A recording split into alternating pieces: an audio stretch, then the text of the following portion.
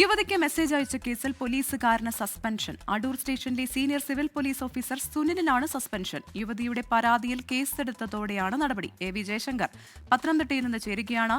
ജയശങ്കർ, മുൻപ് പത്തനംതിട്ട SP-ക്കെതിരെ സമാനമായിട്ടുള്ള ഒരു പരാതി വനിതാ പോലീസുകാർ നൽകിയിരുന്നു. ഇപ്പോൾ CPOയ്ക്കെതിരെ പരാതി വന്നിരിക്കുന്നു. വിവരങ്ങൾ.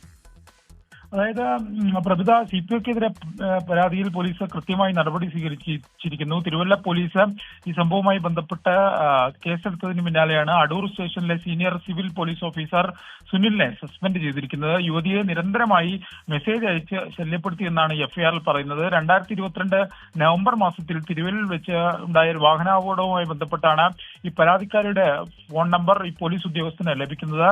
പിന്നീട് നിരന്തരം ഇവർക്ക് വാട്സപ്പിൽ മുഖേന good morning, good afternoon, good night, സുഖമല്ലേ തോന്നിയ മെസ്സേജുകൾ അയച്ചു.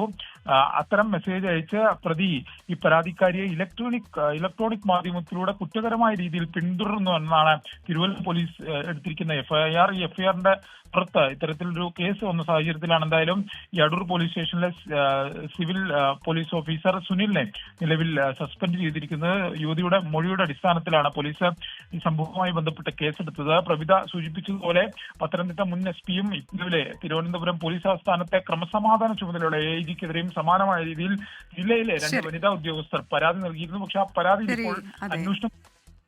യുവതിക്ക് മെസ്സേജ് അയച്ച കേസിലാണ് ഇപ്പോൾ പോലീസുകാരന് സസ്പെൻഷൻ ലഭിച്ചിരിക്കുന്നത്. AV ജയശങ്കറാണ് വിവരങ്ങൾ നൽകിയത്.